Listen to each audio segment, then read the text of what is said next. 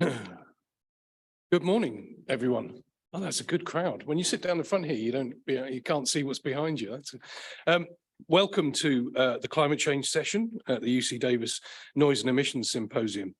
And I wanted to also say thank you for a great day yesterday.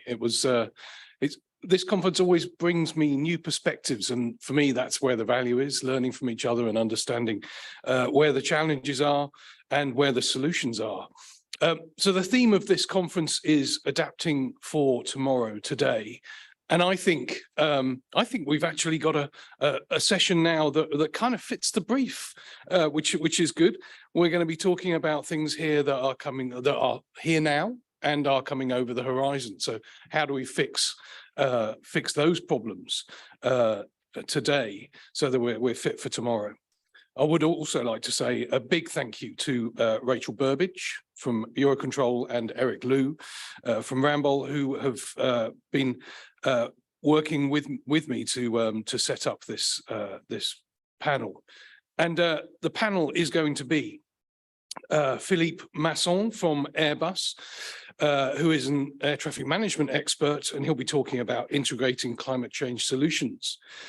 We then have Matt Prescott online from Heathrow. He'll be talking about integrating hydrogen into the aviation ecosystem. And then we'll have Erin Cook from SFO, who will be talking about integrating SAF and the airport role in that. And then followed by Jerry Griffin from Delta, who'll be talking about contrails, and rounding off with Andrea Dietz from FAA, who'll be talking to us about climate adaptation. We actually thought, rather than have all of our session chairs introduce the basics on climate change, we thought we'd do it once so our speakers can concentrate on the job in hand.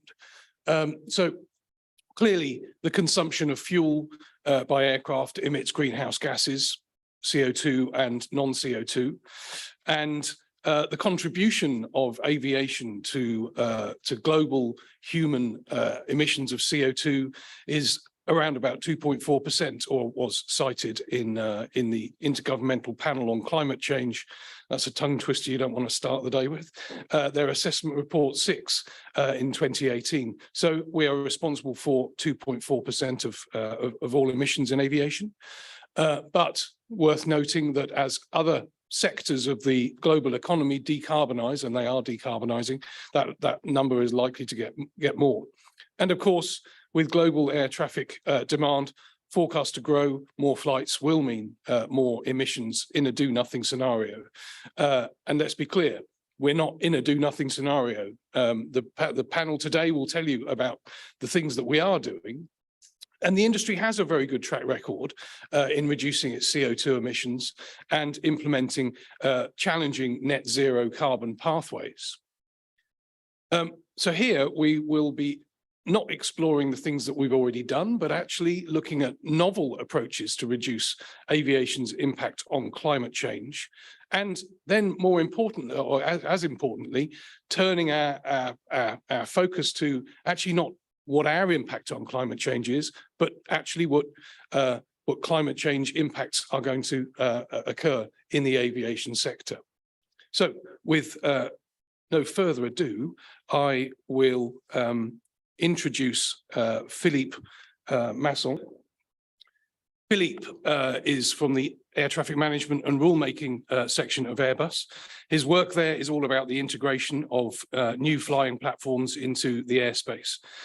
With a background in air traffic management, he's built and managed numerous different European air traffic management innovation programs in CESAR, the Single European Sky R&D program.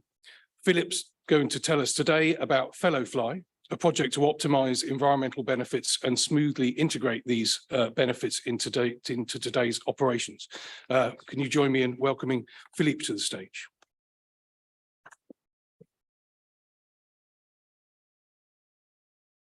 Well, thank you for inviting me. It's my first time here, so thank you, Jan. Thank you, Rachel.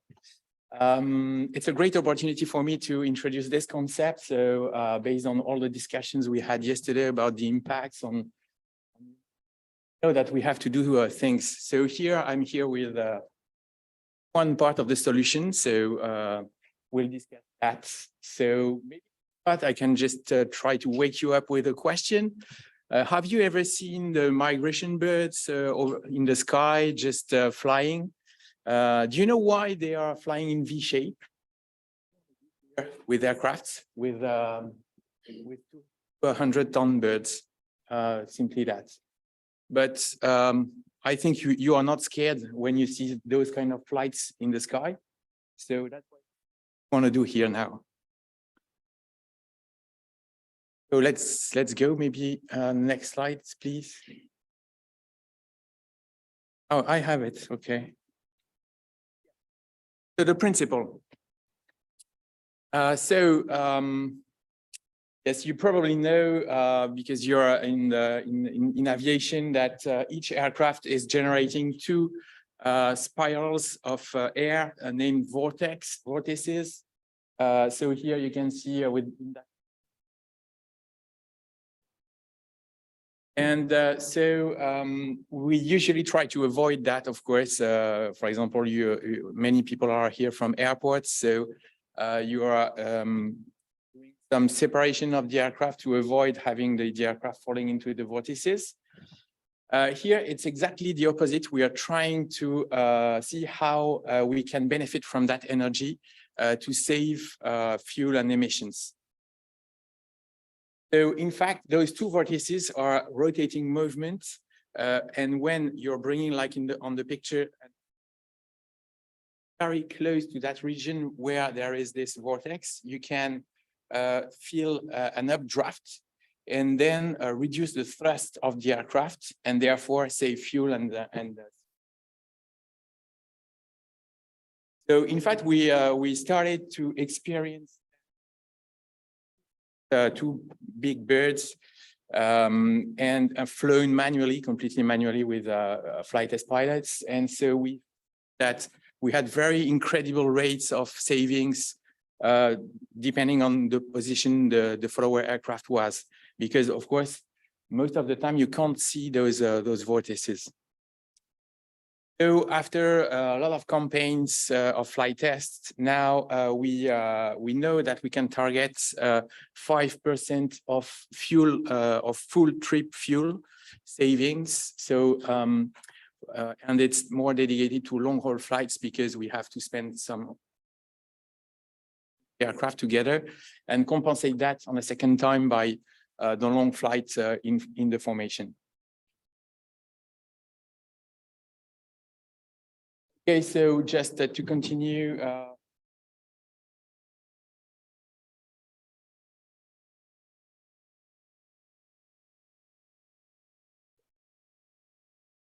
Propagation of the vortex. And a lot of other parameters. So here we have combination of leader and aircraft are not compatible. For the same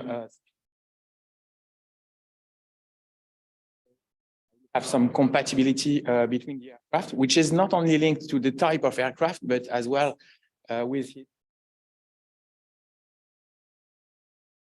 Okay. Second, the position on the vortex. Of course, the closer we are to the vortex, the better the benefits are. But the more take to fall into the vortex. So that's a trade we have to deal with.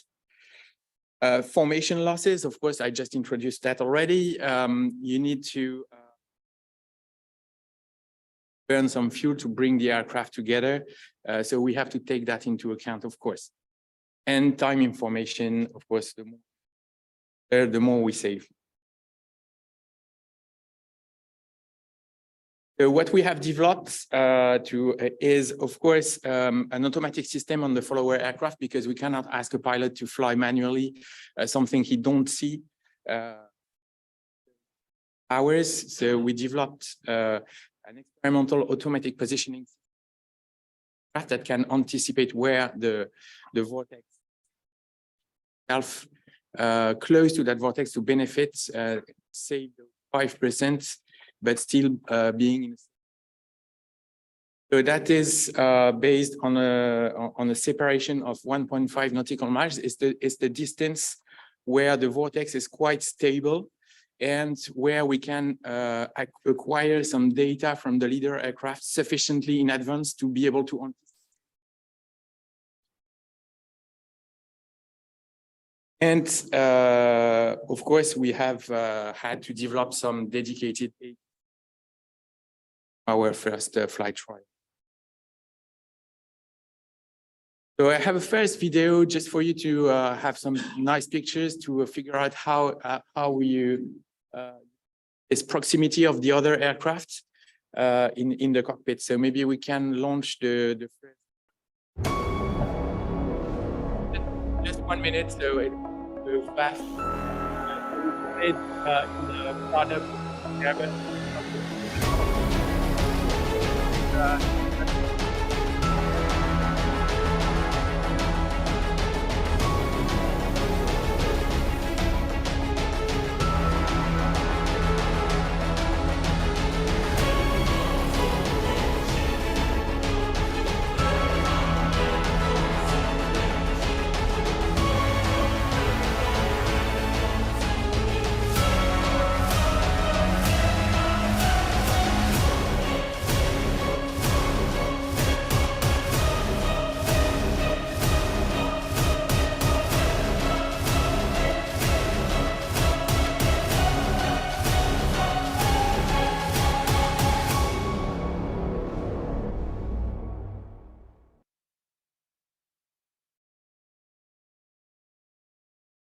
Okay, thank you. So I think we can go to, oh, no, it's me. Yeah, so to do that, so now, well, as here demonstrated, we have the technology at Airbus. So it's, of course, it's developed on flight test aircraft, it's experimental technology, but we know that we can make it. So now the question is how to integrate that into the airspace. And in fact, it's not such an easy question because it's first a question of collaboration. Two aircraft can mean two different airlines collaborating together. So it's not so often, instead inside some alliance, otherwise not so much. And here we would like to have every airline collaborating to be able to perform a flight together. It's also a question of collaboration with ATC, with regulators, with ATFM, of course, and all those stakeholders. So to be able to do that, we have started to do a lot of different partnerships, including NATS and Eurocontrol that are here today, to really think about how to integrate that into the airspace. So we came through a first concept of operation all together. Our first target is to develop that on the North Atlantic, where we had those first trials. But we know, and we have already seen that there are other very interesting traffic flows where we would like as well to start discussing, developing the concept of operation. So it's the case, for example, for the Trans-Pacific traffic. Like as well to develop some partnerships there to be able to build. So I have brochures here, so I can drop them there. If you are interested to see a bit more about the concept, you can have one, of course. It will be there. Okay, so to avoid having a long demonstration, I have a second video explaining this concept of operation, worked with airlines, NSPs, and all the partners that are.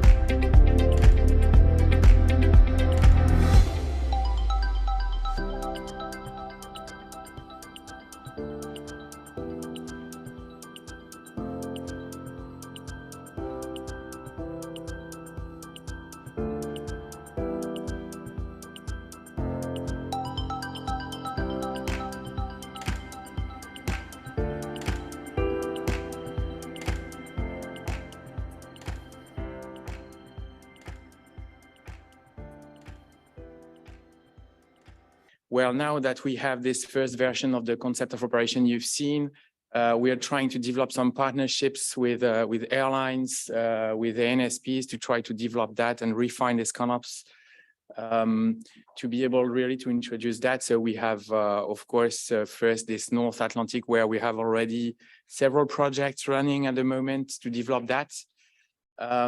We have worked with ICAO at the last Assembly 41 to be able to integrate that into their process to provide a regulation to do that. So that was accepted. And so at the moment, we are looking for the concrete process to update the text as well, to be able to introduce that into the airspace. We are working with EASA in Europe and of course, looking to start doing studies and work as well with the FAA to be able and develop that in other airspaces where the FAA has it's the airspace. I mentioned the Trans-Pacific, for example, so it would be very for us to start working as well in that region. So that's where we are, pushing that, trying to participate to this more sustainable aviation with such kind of interesting projects. Of course, it's not the only one we're developing at Airbus. You may have heard about a lot of other ones on hydrogen, others, but I wanted to bring this one today, which is a bit less. Thank you.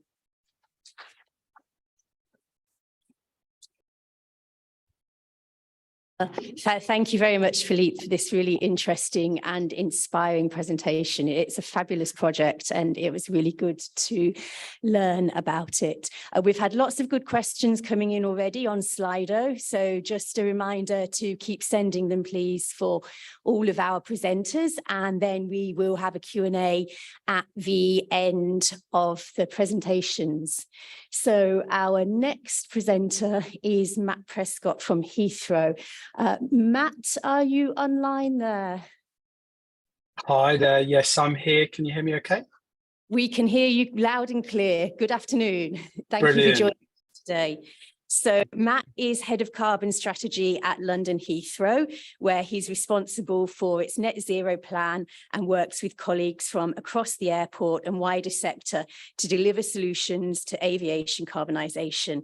And he's also a fellow of the Royal Geographical Society. And he's going to talk to us today about the napkin project. And with that, I'll hand it over to you. Thank you, Matt.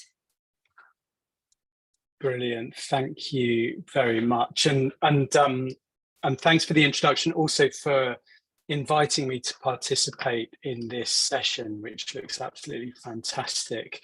And thank you to Philippe as well for really stimulating opening session there. And I'm just disappointed to say I won't be able to share any superb videos with you as part of this presentation, but maybe next time. So my role at Heathrow is as head of carbon strategy. So I look after Heathrow's net zero program. And I was lucky enough to lead a collaborative project, which concluded last year. It took about 2 years to pull together, called Project Napkin, working with partners from across the industry in the UK. We had 3 manufacturers, 3 universities, 3 airports, and also professional services company Deloitte involved. And we all shared a really strong interest in understanding the future of zero carbon emissions flight. We use in the UK, we're using the acronym ZEF for this. Just to point out that this is zero carbon as opposed to zero emissions flight, because we focused in very squarely on hydrogen here, which does in the case of liquid hydrogen have a non-CO2 impact that we mustn't forget about. So this was about understanding, can we get the UK domestic aviation sector to net zero with a contribution from hydrogen. So amongst the partners, we worked with GKN Aerospace, and you've got here one of their concept aircraft, which is part of their H2 gear program, which is something really well worth looking up if you're not familiar with that project already.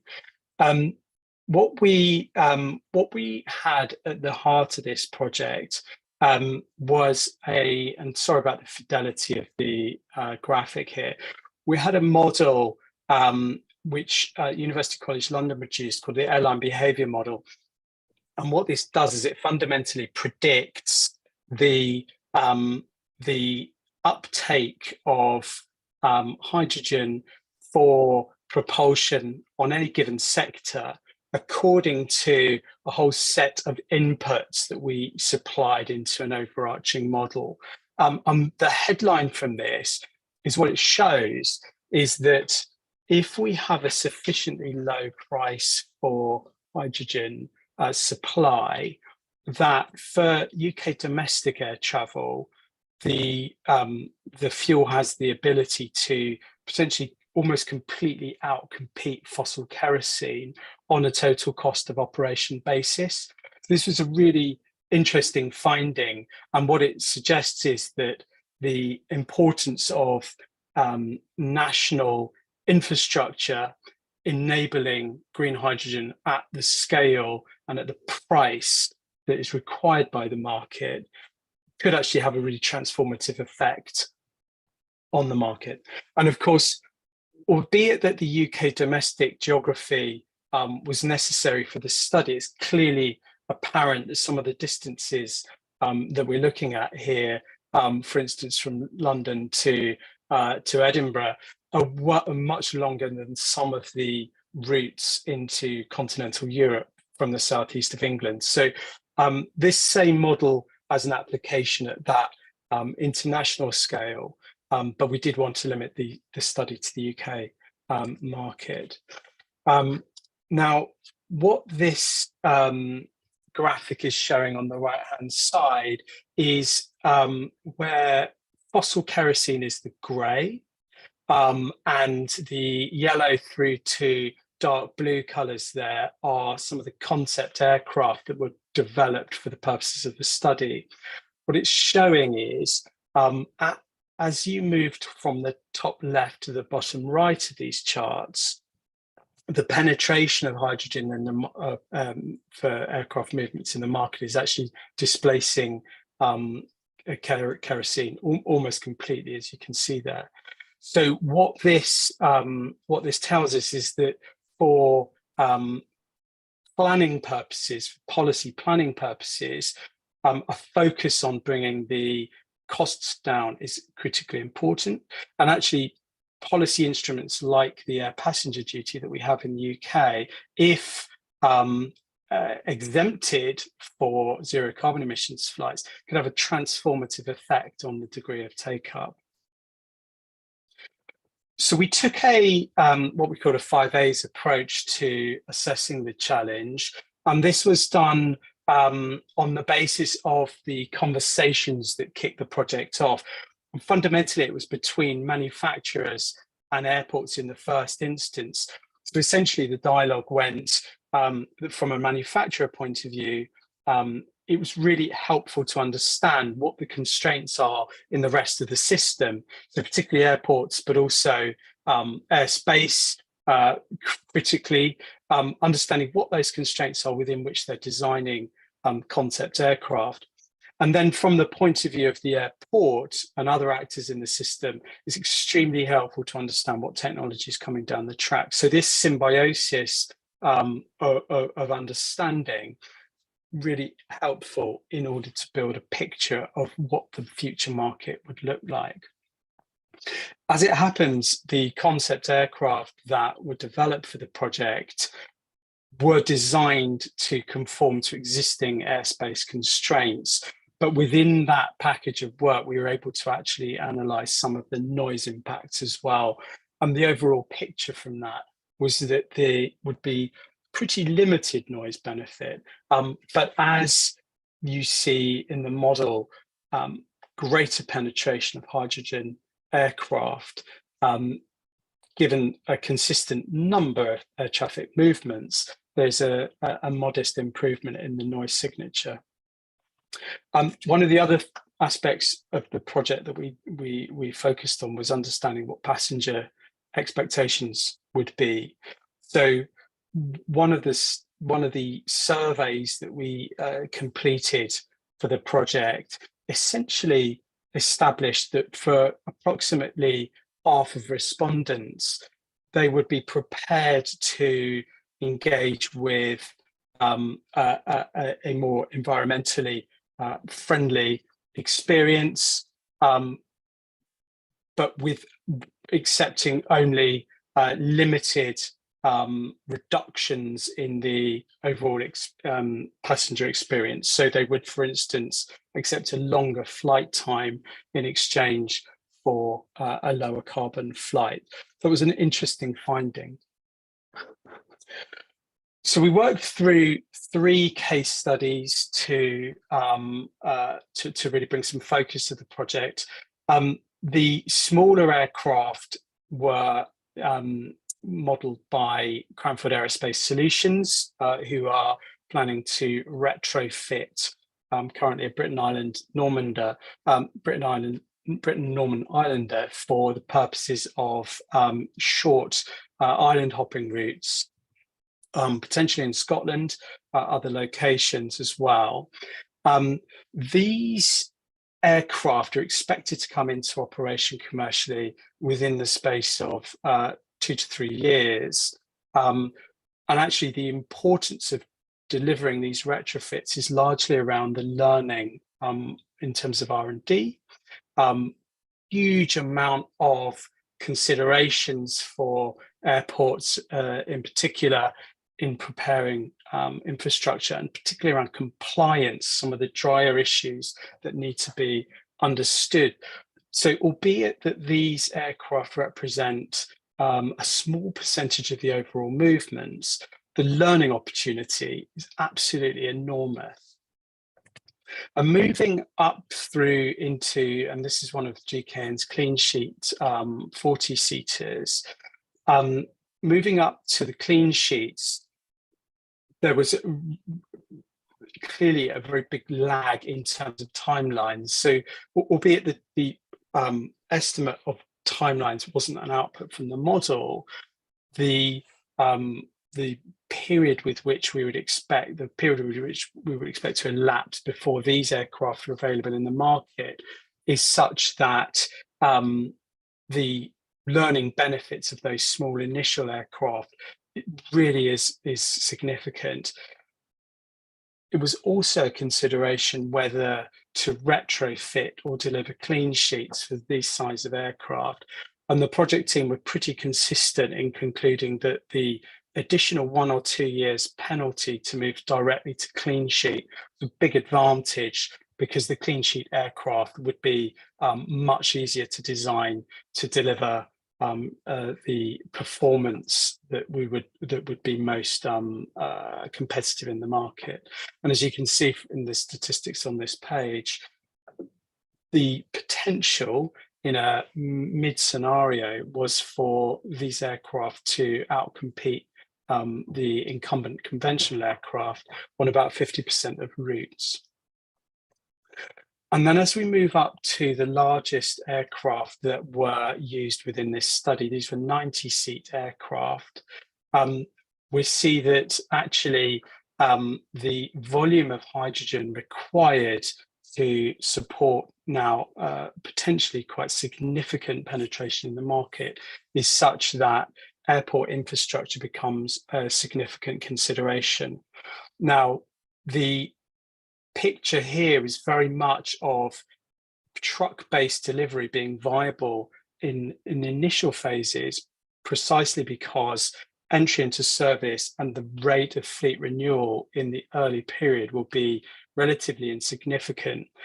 But some of the studies outputs look at specifically the breaking point of truck-based delivery, and at that point much more intrusive infrastructure is required at mid to larger airports.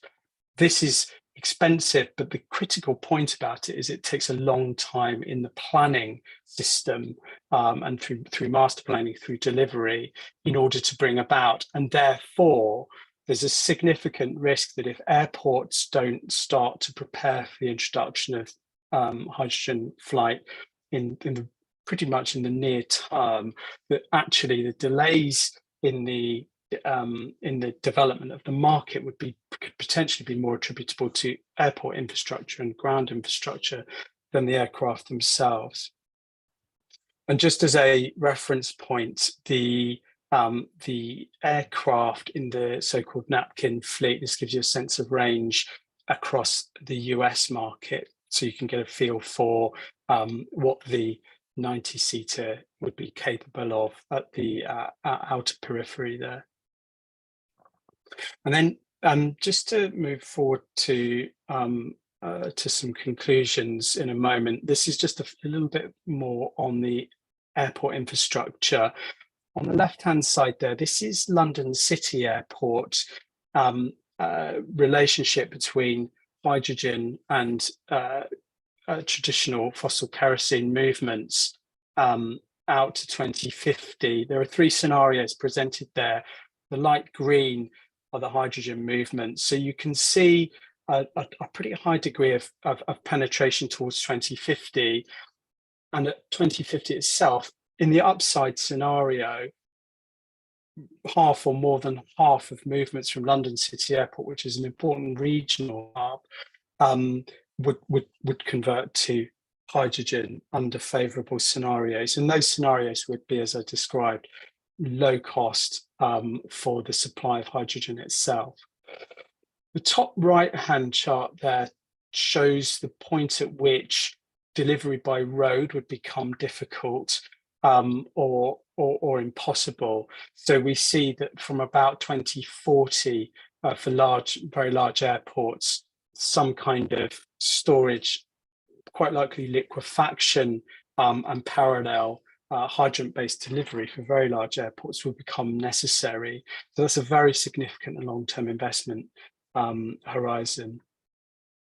And the takeaways from this are also that from the work that Cranfield University delivered on the airport component part of the study, was that quite a high degree of automation would be required in the ground handling operations. And this is partly due to operational resilience requirements, but also because the turnaround times could for sure for more constrained airports become significant sources of risk for operational efficiencies. So that automation is a really important area for future R&D. And then just to conclude on where this is going next, the study focused on just the UK domestic market up to only those 90-seat aircraft. Currently working with Rolls-Royce and a number of other partners on a subsequent study called LH2GT, which is looking at the European geography and aircraft up to about 200 seats, so extending the use of the airline behaviour model to understand what conditions would enable successful hydrogen at that scale. And of course, as a complement to SAF, which we'll hear about subsequently, particularly power to liquid SAFs, green hydrogen is a necessary ingredient anyway. So there's something of a no regrets core policy around production and distribution of green hydrogen to support both ZEF and SAF.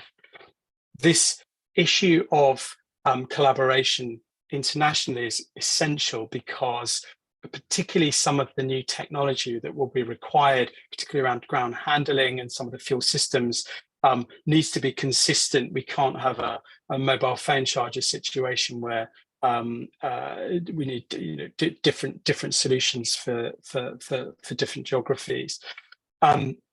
We've been really clear with UK government that upstream supply of hydrogen is becoming a critical issue, and understanding actually some of the renewable energy requirements that sit behind that, both for the production of hydrogen, but also for the airports, particularly where liquefaction is required, is very significant. So renewable electricity supply has become a really strong focus.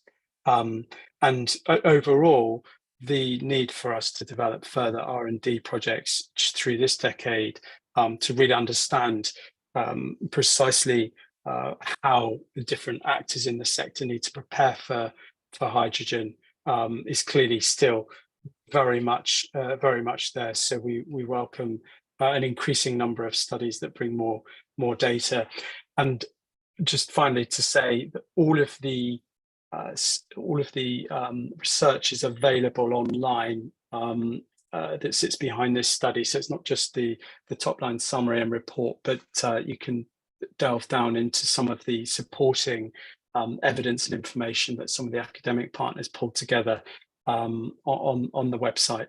A simple Google of napkin and Heathrow will pull that link up. Matt, thank you for a really fascinating window into the future of hydrogen flight. Really bringing it to life for us there. Thank you very much. And please stay online, because we will be asking you questions a little bit later on, but thank you for joining.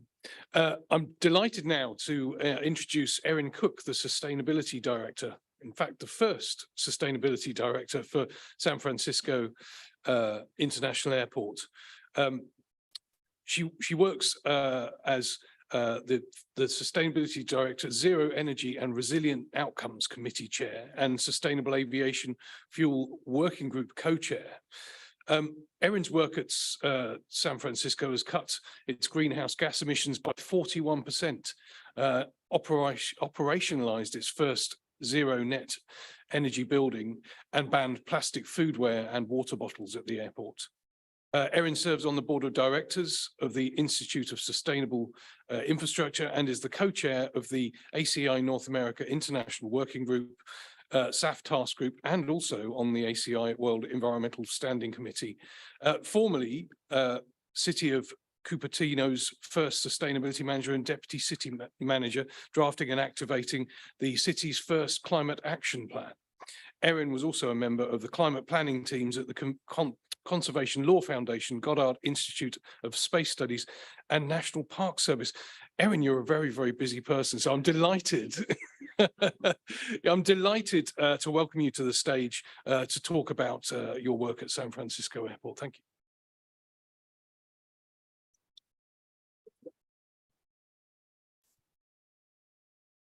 Wonderful. Well, thanks everyone for the opportunity to come and talk a little bit about San Francisco International Airport, or SFO's journey to really making true change as it relates to our climate. We're an organization that's very and wholly focused on taking bold climate action and recognizing that it's an organization's responsibility not just to focus on its scope 1 and 2 emissions, but really where it has and how it can best leverage its sphere of influence to have true and total impact.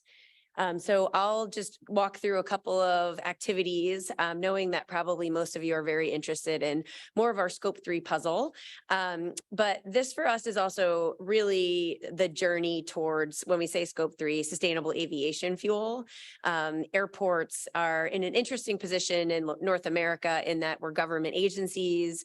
We have a lot of FAA restrictions around how we spend our money, but we feel that there are new and emerging markets and certainly a broad and robust suite of opportunities for us to more fully engage. So I'll talk through really what SFO's role and again, areas of impact have been for sustainable aviation fuel, and then where we're broadening our impact by really focusing more on building and driving coalition activities. But just to set the stage on SFO, San Francisco International Airport, how many of you flew through SFO actually to get here? Awesome. How many of you had the chance to fly through Terminal 1? There seems like we have a good international audience, but Terminal 1 or Harvey Milk Terminal, anyone? Yay. Okay, good. Awesome. It's actually just this really wonderful kind of keystone project for us in focusing on the nexus between both sustainability as well as health and well-being of all of our passengers and our workforce.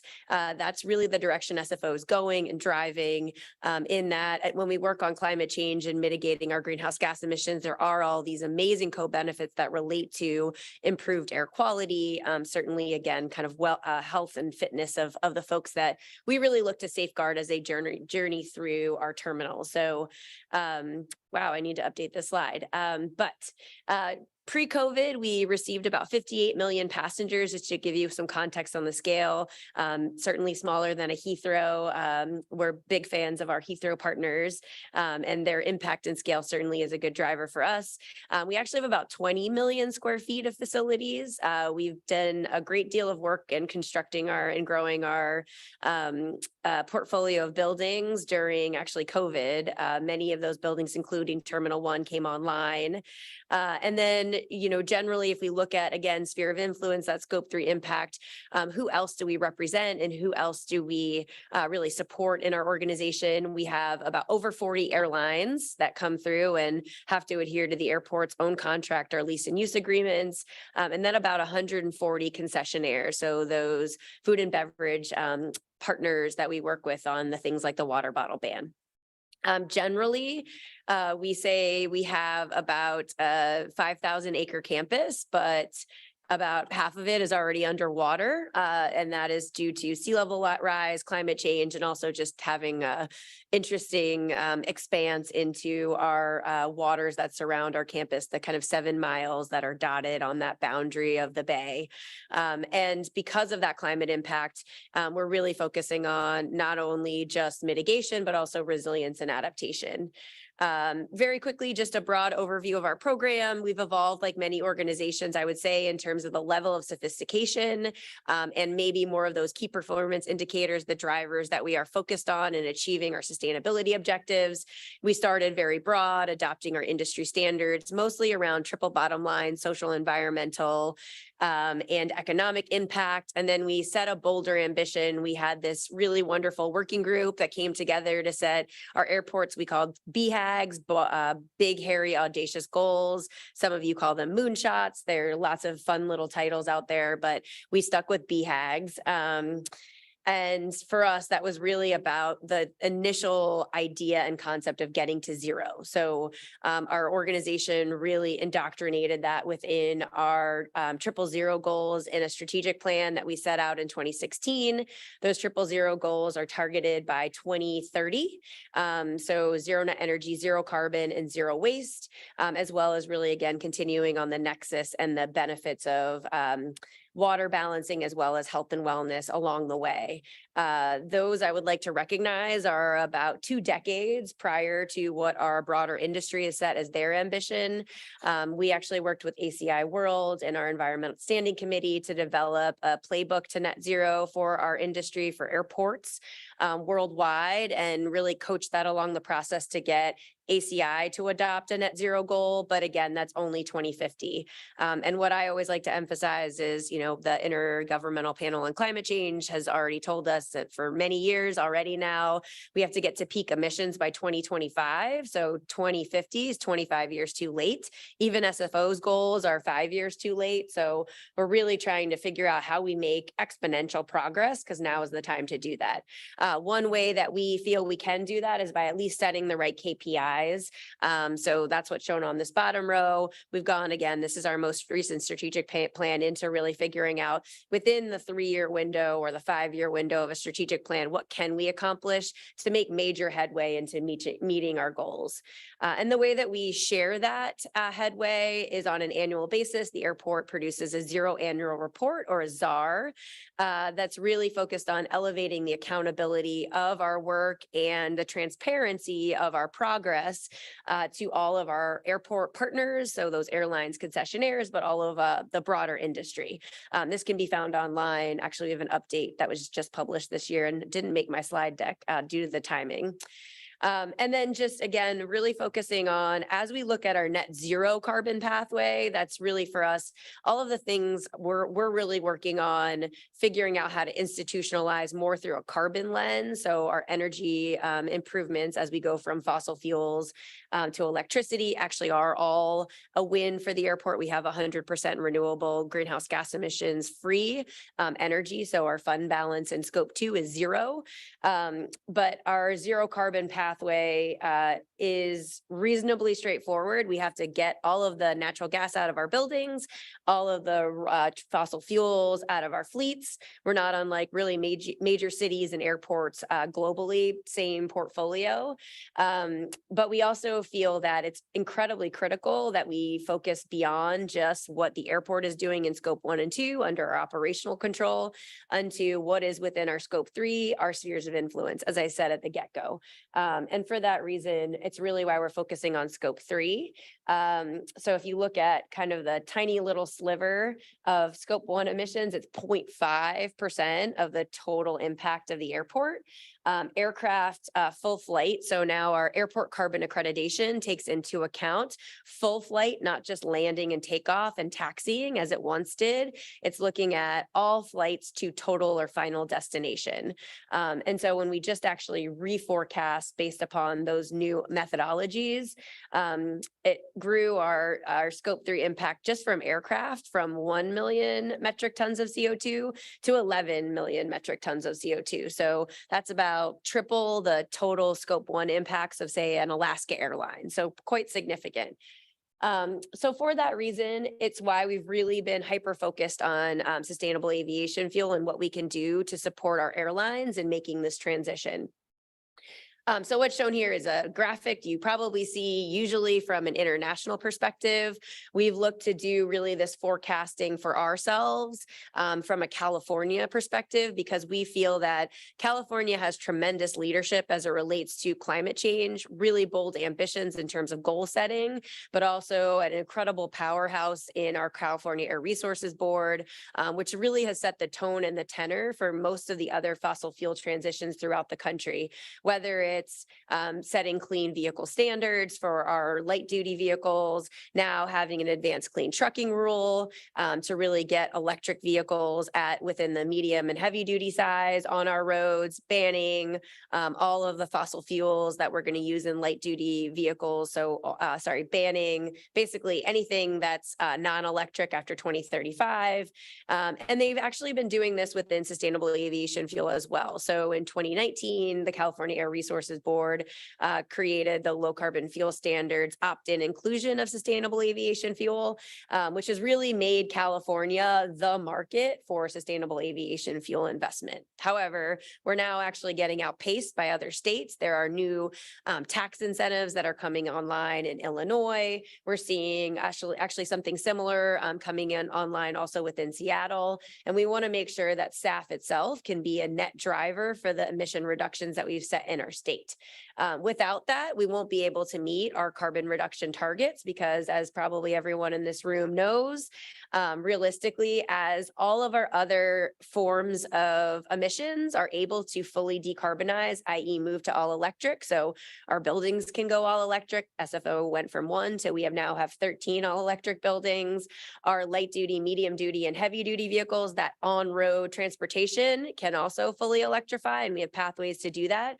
We do not yet have that for aviation and for aircraft. I'm sure we've heard about great people, and I missed Matt's presentation. I know hydrogen aviation is coming, but that's, 2035, 2040, 2050 more realistically.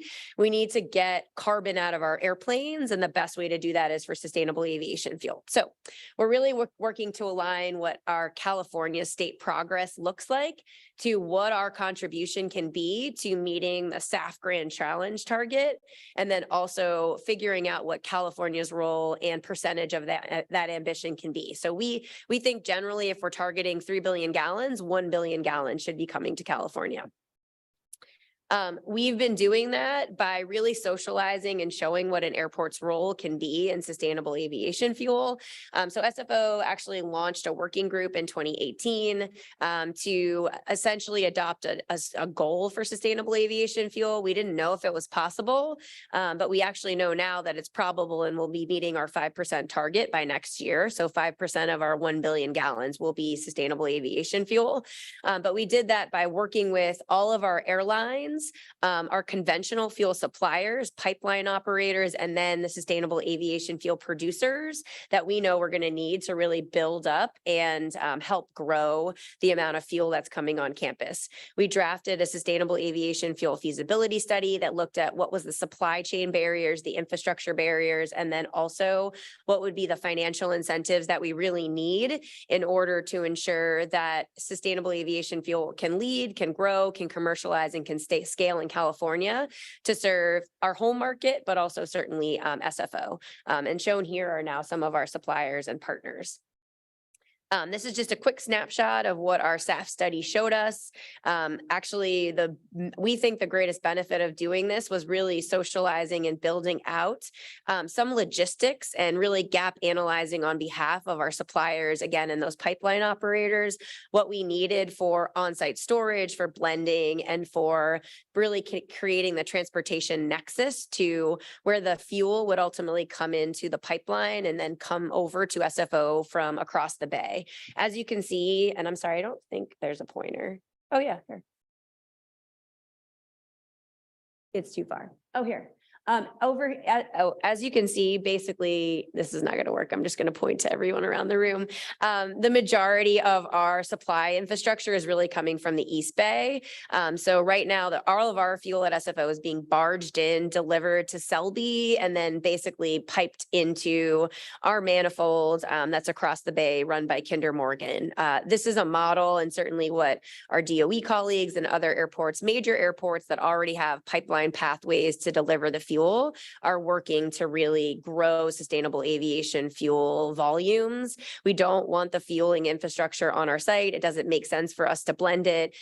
We usually are incredibly real estate constrained, and so really leveraging those assets that are already in place and helping them also transition to a lower particulate, a lower NOx, and certainly a lower GHG fuel has a great benefit for everyone in the communities that are adjacent to it. And as I talk about those air quality benefits, something we are really working to try to amplify and scale is recognition of, what we're generally calling the non-CO2 benefits. Things that people often don't think about relative to SAF. There's so much focus on the greenhouse gas emissions potential, which is great.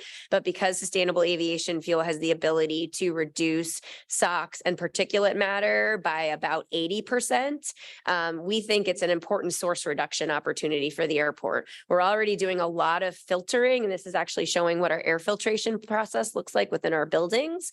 We're filtering for naphthalene, for benzene, for PM, and that requires a great deal more energy to basically process that air through our HVAC system, but also a higher level of filtration in order to accommodate and capture those particulates.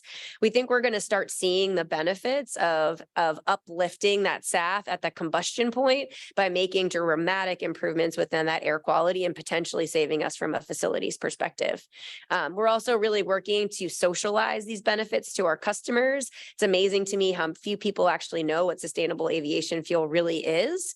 And then we're also working to really monitor and do some forecasting on what our progress should look like. So mapping in where the production facilities exist, how they can provide SAF to the airport and SFO, and just basically getting ready for it, all the while ensuring we're maintaining our competitiveness to others, mostly across the state through better policy levers and incentives. I'm about out time, so I can just very quick, kind of maybe 30 more seconds. I will just say SFO is also all in making sure that I promised also I would stay at time, and I was like, I can totally do it. So SFO is working to really share our story and our journey with airports globally. I ran a SAF task group, and we've put together a playbook for how airports can engage in sustainable aviation fuel development on our campus. That's available through the ACI website, Airport Council International.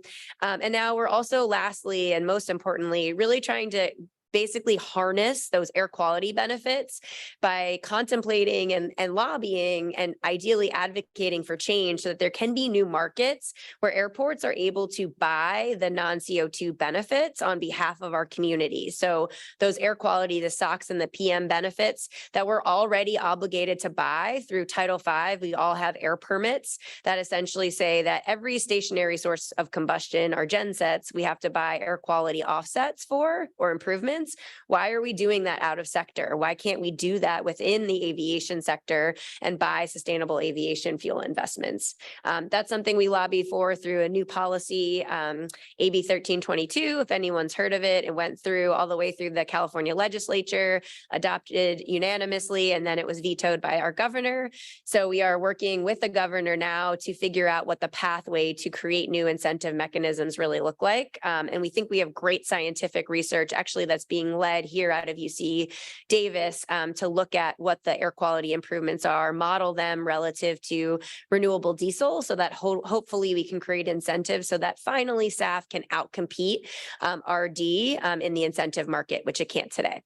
So that's our journey. And certainly we are midstream, early stream. I'm not really sure what part of the stream, but we're working, we're trying to make progress, and we are really excited for new partners to come online. So if this interests you, you're interested in joining the coalition or supporting sustainable aviation fuel growth in our state and throughout certainly the world, let's talk after this. Thanks.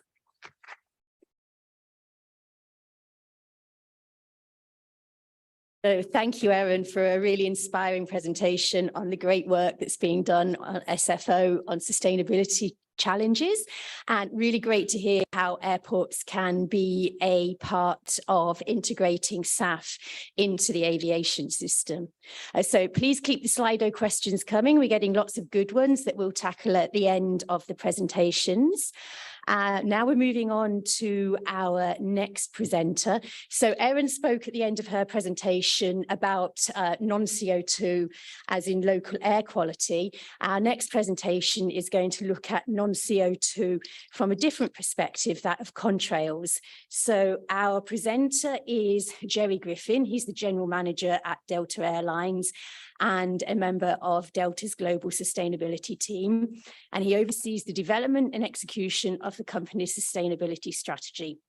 He launched the cross-divisional team managing fuel savings across the airline's operations and established the company's contrail research collaboration with MIT.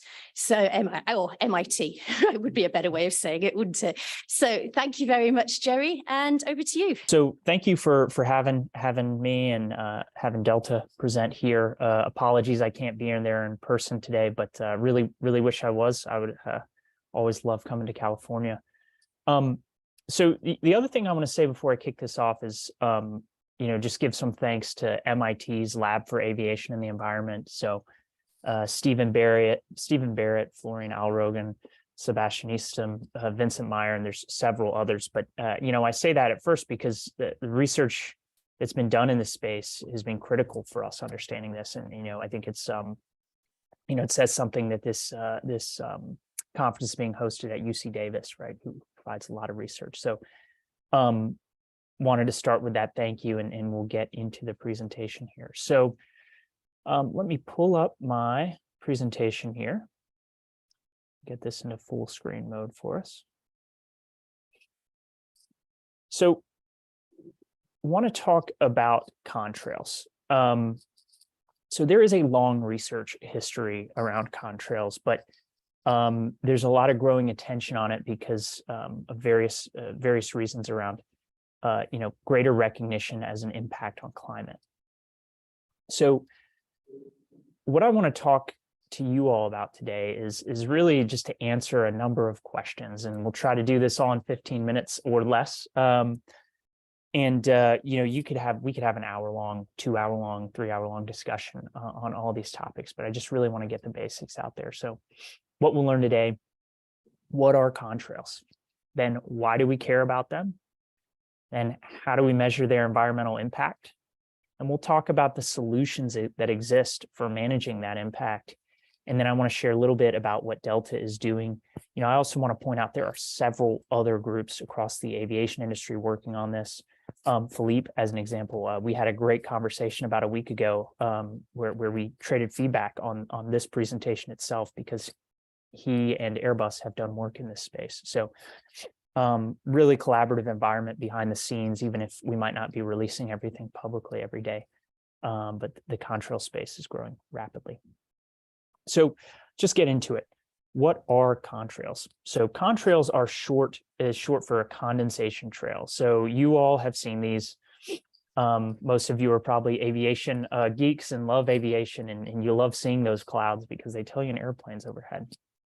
But they are the line-shaped clouds produced by in the wake of aircraft engine exhausts, and they're caused by that the interaction between the atmospheric conditions of the day and that engine exhaust. And so this graphic gives you a little bit of an overview of how this happens. It's a phenomenon that does not always happen during flight. And so what you're seeing here in this graphic does not always occur, but when it does occur, you see those contrails. So why do we care about them? And we'll get into the 3 different types of contrails to go over this. So there are 3 different types of contrails, and they have been researched for different reasons.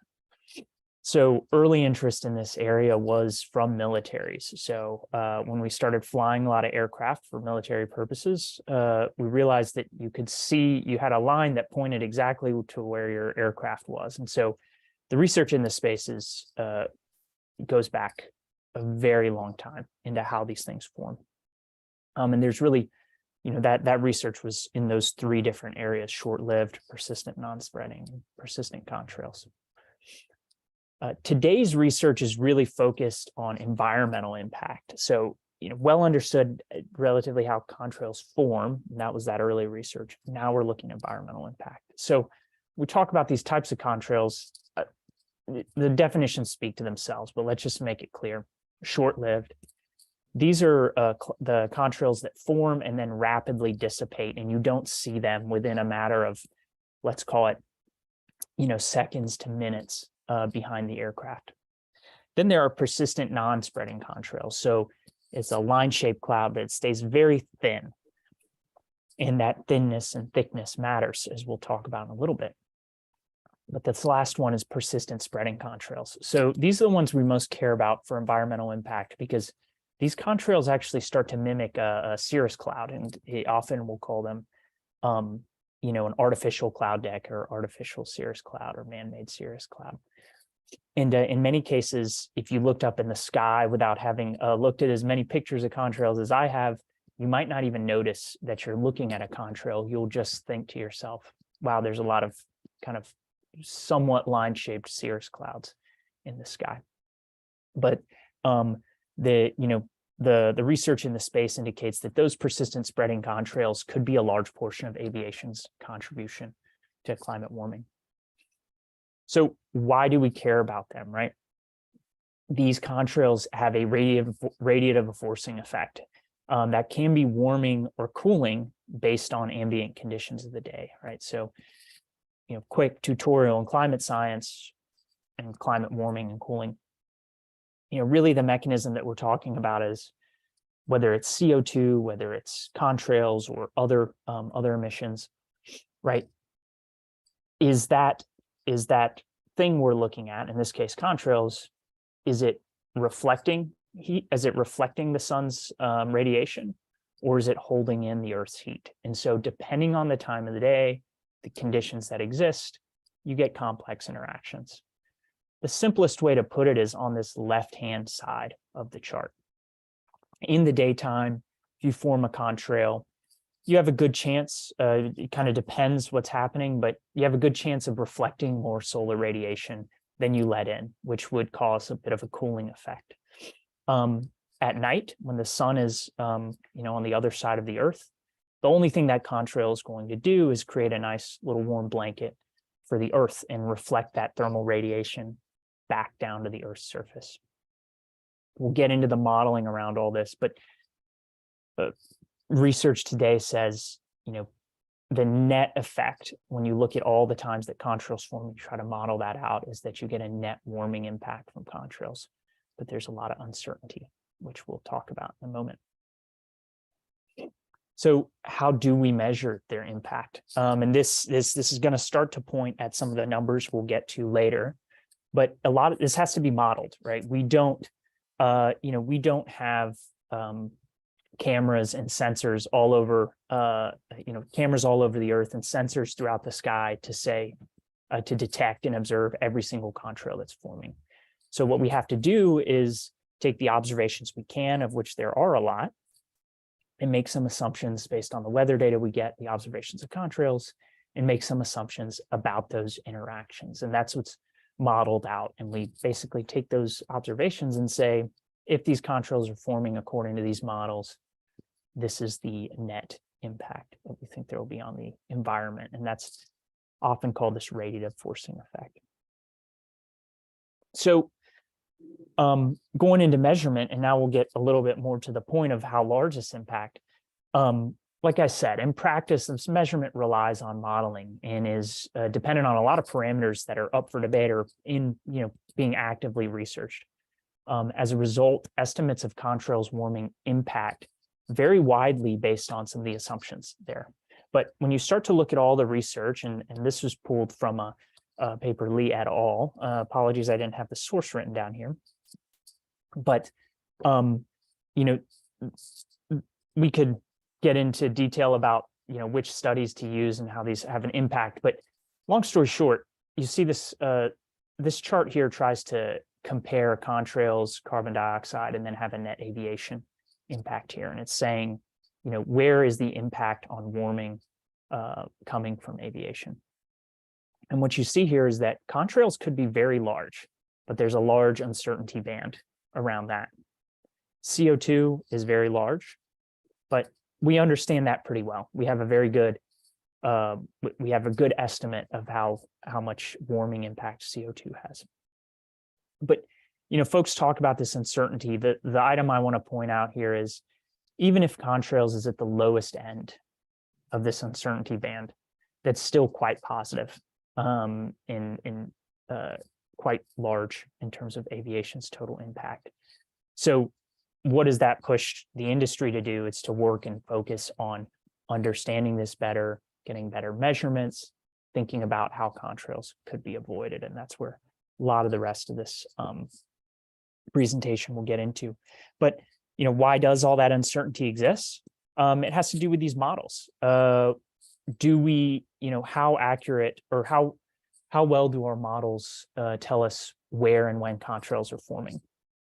When those contrails form, what do our models say about the composition of those contrails, the shape of the ice crystals, the size of the contrails, and how does that impact your final estimate? And so that's where a lot of this uncertainty comes into place.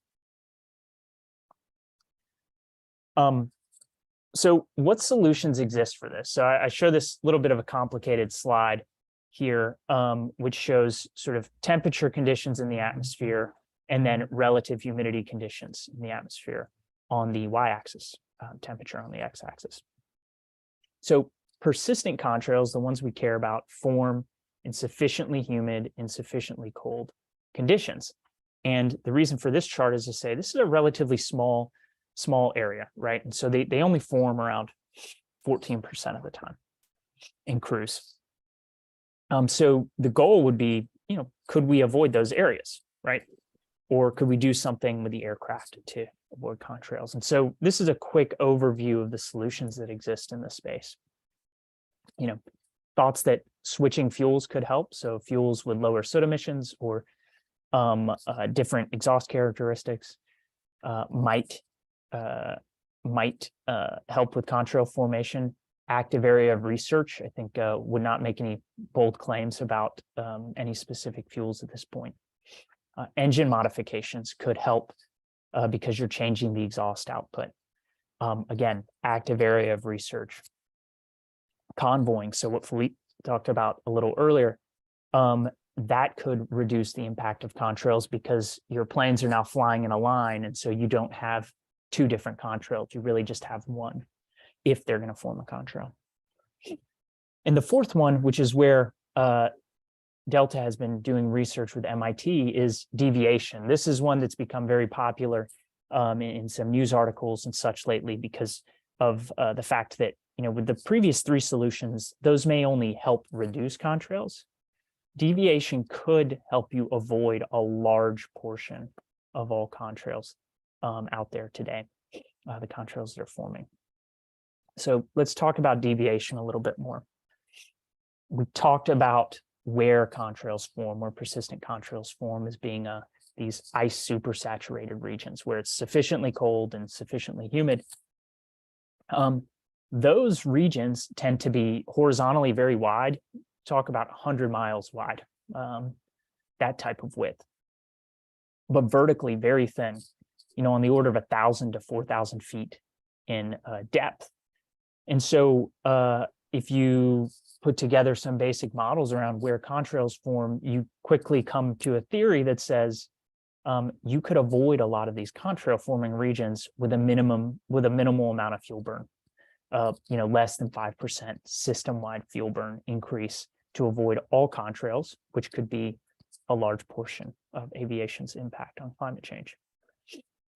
So the next question that comes up logically is, well, how easy is this to do? Because we already talked about these models being somewhat uncertain in predicting these things. So how well can we predict the regions we want to avoid? The quick answer is we're not that good at predicting these regions today. A comparison I'll steal from someone I talked to, a very smart person I've talked to in this space is, this is like turbulence when we first really started caring about turbulence many years ago. We didn't have all the models available then that would allow us to predict where turbulence regions were forming. But we think that can get better. So that's the positive message. But today, forecast-based models are not accurate enough for wide-scale adoption at this point. Or I would say that that's the reason you haven't seen wide-scale adoption of something like contrail avoidance yet, is because you get a lot of false positives and false negatives when you go to try and move any flight based on a region. That is, if I take this model and ask it, am I going to fly through a region? Many of the times it says I will, I may or may not be flying through an actual contrail forming region. And a small portion of the time, I'll get these true positives. I guess everybody now knows false positives, false negatives very well because of COVID. So won't need to describe that chart too much. So what's the research focus for us then? So seeing all this data that I've talked about, that I've tried to sum up in, the last 10 minutes here, we're really working with MIT to try and address the fundamental obstacles to avoidance. In our minds, some of the biggest obstacles right now are accuracy of predictive models for those regions, and then actual observations. So the ability to, after a flight, analyze whether you did avoid a contrail or not, and not just rely on a model. So try to get better observations. Really excited about what they're doing. There's a lot of published research on their end. If you look it up on their website, the MIT's Lab for Aviation and the Environment. But the distinctive thing they've done with relatively new available data is that they use geostationary satellite data from NASA that was started being published back in the 2016-2017 timeframe when that satellite was put into service. And they analyze that to identify contrails, and they can identify those in real time or near real time every 5 minutes or so. And so what you get is an ability to observe where contrails are forming. So this chart shows the percent coverage of contrails over the United States for the 2018 to 2019 year. And what you see in, a lot of their papers will show that this is just taking in observations and observing where contrails form.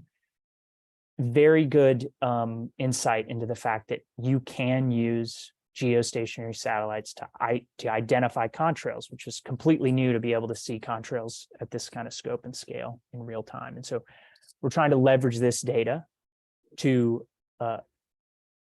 build into real-time avoidance techniques, which will allow you to make some progress on saying, if I tried to avoid a contrail, did I actually avoid it or not? And can we validate that with visual observation of contrails forming or not forming based on something I did with a flight? And so that's where we're headed with the research, is to do trials of contrail avoidance using this type of technology, and then be able to validate that. Not just say, hey, I'm pretty sure I avoided a contrail based on this model I used, but to say, I tried to avoid a contrail based on a model, and then I looked and saw that I did or did not, and you could say something about the accuracy. And we think that'll push the ball forward on the ability to accurately predict these regions. So really excited about that work. Would love to talk to it more and answer questions later. But wrap up here and saying, this is what we covered. Folks in this group should feel free to reach out to me. It's a complex topic and would love to talk more about it. But hopefully you got a lot out of this discussion, and I'll pass it on to our next presenter to move on from here. Jeremy, thank you so much for breaking down a complex subject into some really clear explanations of what the way forward is. And there are questions coming in on Slido for you for a little bit later on, so I look forward to hearing your answers to some of those. Now moving on, delighted to invite Andrea Dietz to the stage. Andrea is the Asia Pacific Manager for the FAA. She's a foreign affairs specialist with the FAA, Office of International Affairs, having been in the FAA for 12 years. It all sounds very glamorous. The desk officer for Southeast Asia and the Caribbean. I quite like that job. Prior to this, Andrea was an environmental protection specialist in the FAA Office of Environment and Energy, where she was the agency lead on climate change adaptation, and that's what she's talking about today. She was also engaged in community engagement, NEPA, and aircraft noise issues.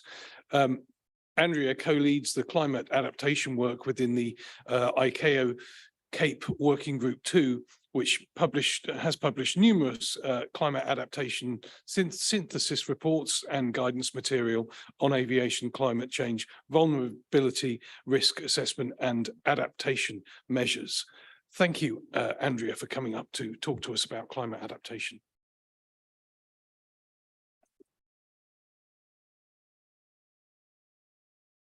Thank you very much for having me here today. I'm delighted to be here in California with you all. This is my first experience at the symposium, and it has been a true joy to hear from everybody, to learn from everybody, and to just be here. So thank you so much for that warm introduction.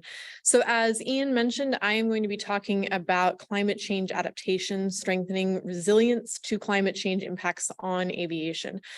We have had a lot of great presentations this morning and reducing carbon emissions and other greenhouse gases.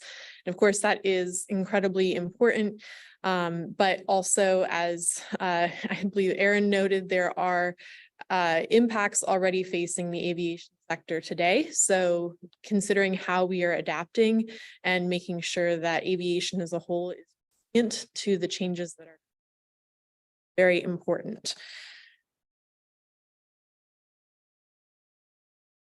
Oh, there we go. Okay, so the outline for this presentation today, I am going to talk through very quickly some of the projections that we're considering in both the international and then the domestic sphere, vulnerabilities to aviation and some examples of those, adaptation measures, and then what some of the things that the Department of Transportation and the FAA are doing on climate adaptation right now, and then of course some resources as backup material.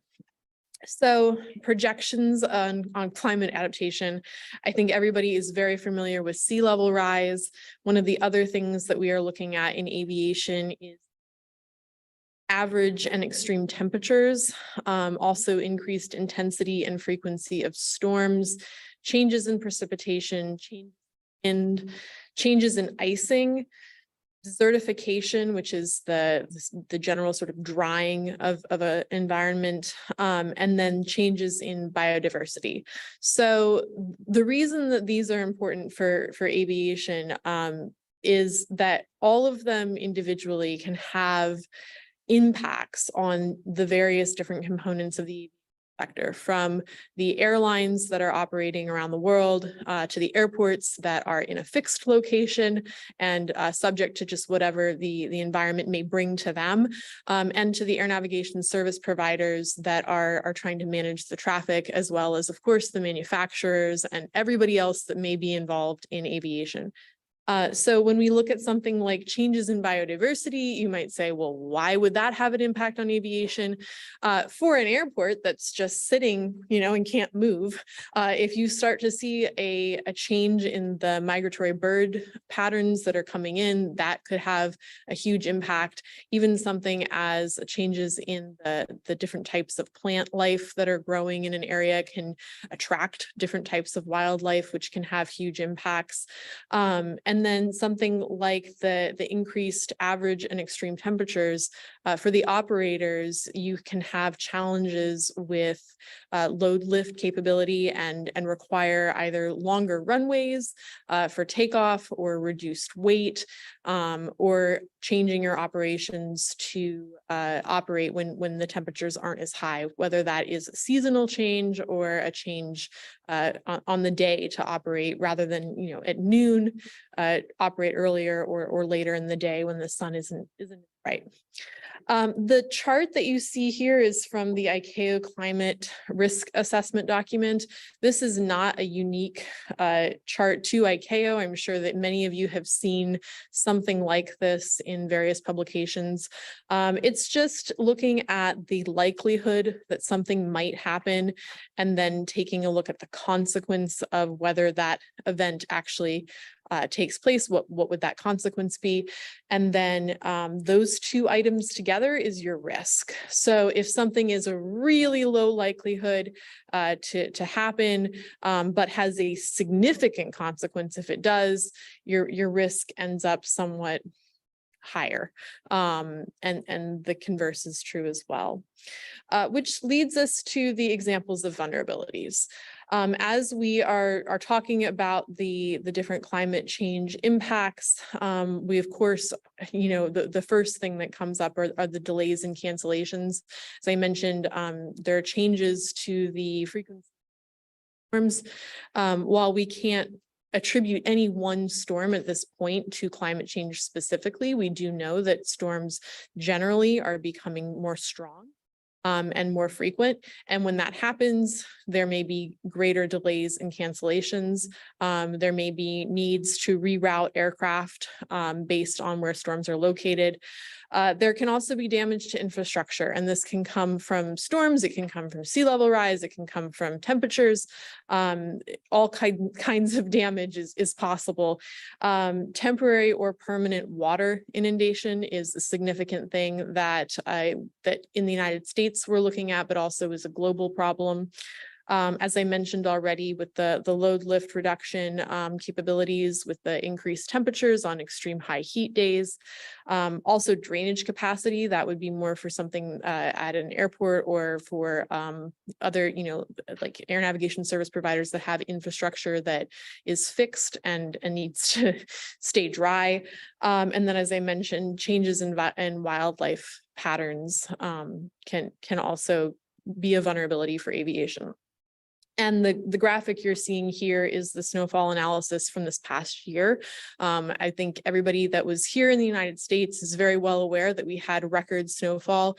And actually, it doesn't show the California region, but I know that here in California, there was a tremendous amount of snowfall as well. So this was not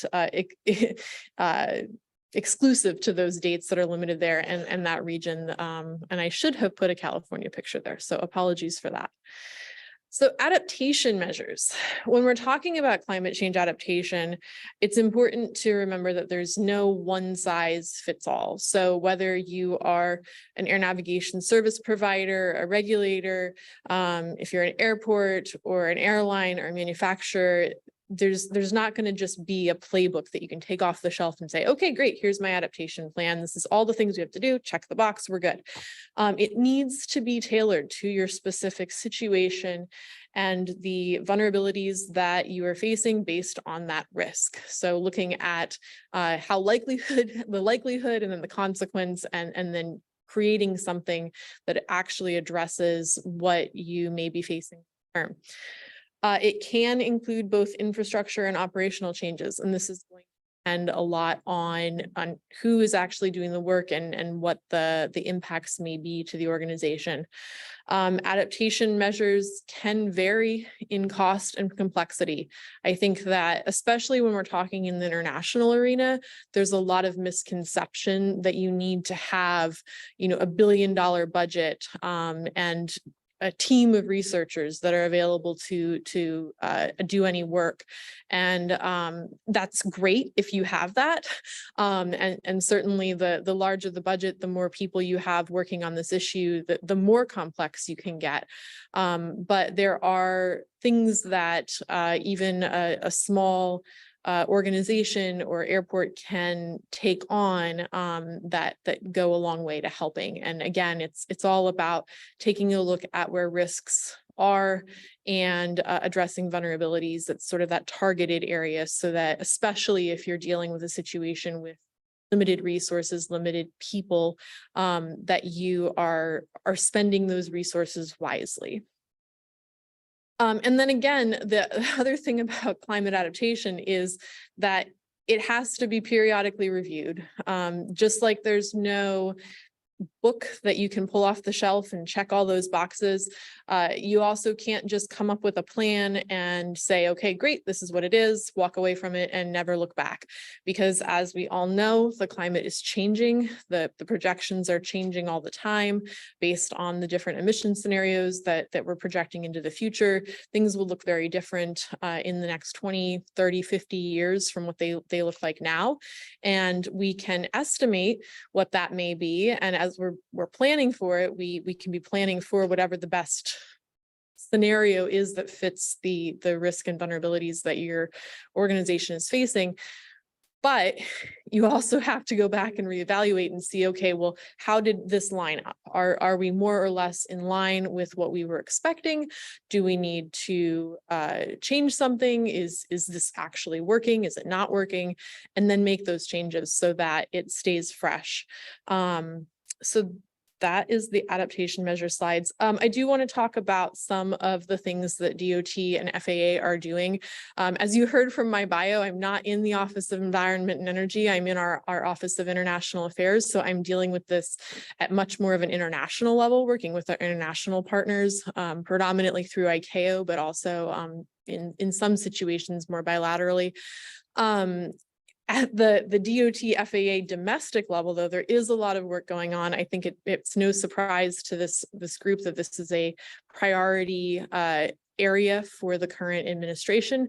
So there's a lot of work that's being done at all levels within the department and within the agency.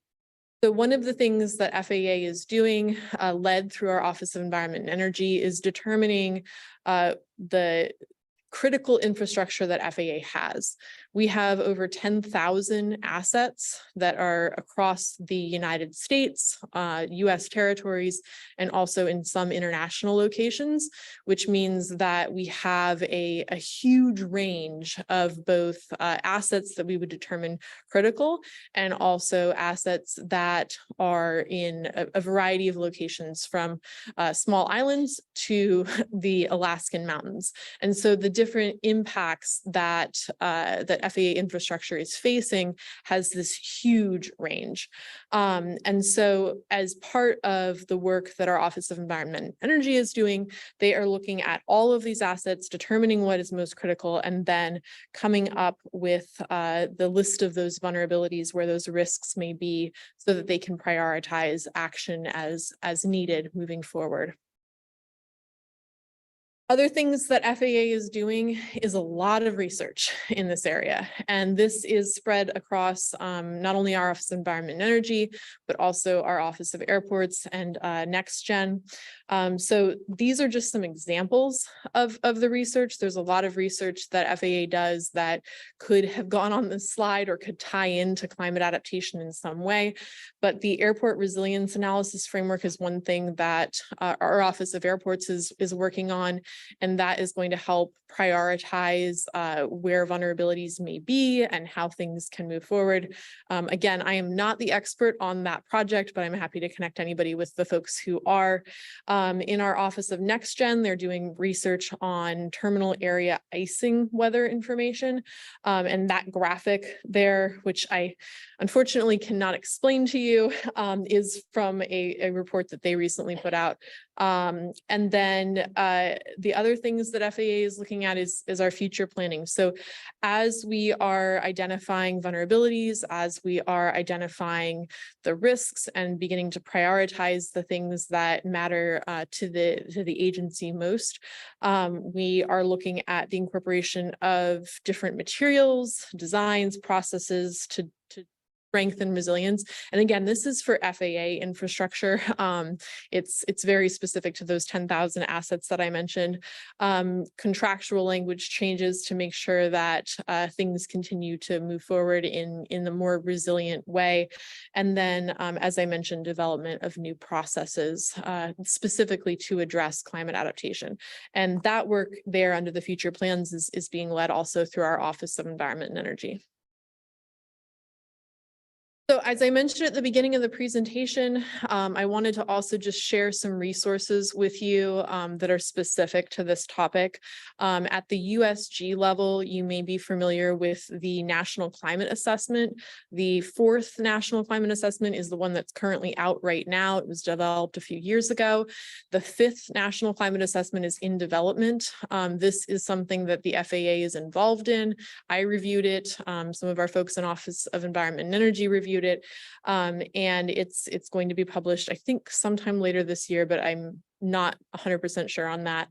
The United States Aviation Climate Action Plan is something that Dawn mentioned yesterday. That is through it's a US plan, which is why it fits under this USG category here. FAA was obviously very heavily involved in that, along with our other USG partners. And then, as I mentioned, DOT is our parent organization of the FAA, and they also have a climate action plan for resilience. Both the US Aviation Climate Action Plan and the DOT plan came out in 2021.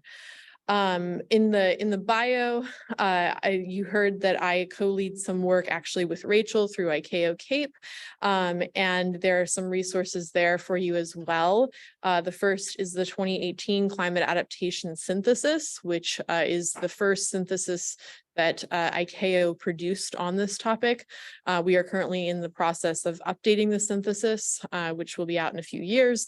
And then the 2022 Climate Risk Assessment, Adaptation and Resilience Guidance is also an ICAO document. And both of those documents, although really the second one is 3 documents, are published on the ICAO website. They're available free of charge to anybody who wants to download them and take a look.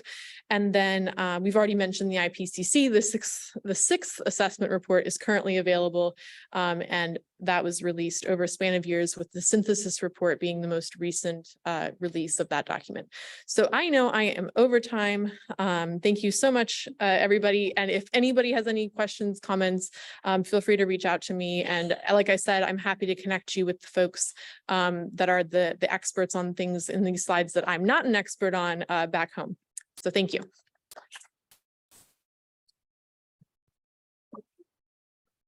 So try again.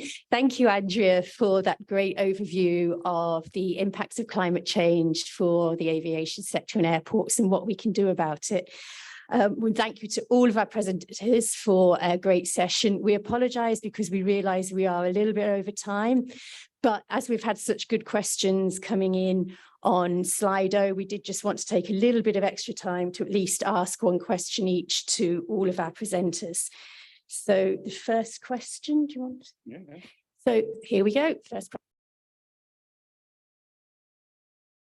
The first question is for you, Philippe, actually.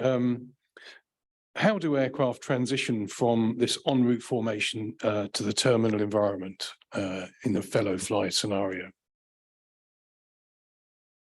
Yeah, good question. So we anticipate that through a process with ATC and what we need procedure. So it's a recovery of the responsibility of the two aircraft getting back to ATC.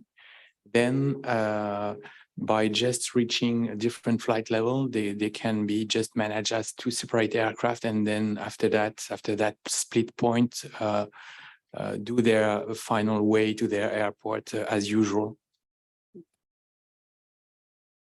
Thank you, Philippe. Very clear and helpful. So the next question is for Matt, if you're still, yes, I see you there. Great. So the question is, has there been a study on the total cost to create the hydrogen infrastructure and potential timelines or feasibility to construct that infrastructure? Thank you. It's a really good question. And I think the answer, as far as I'm aware, is no, there's not a comprehensive understanding of the total infrastructure requirement. And that's one of the really important gaps.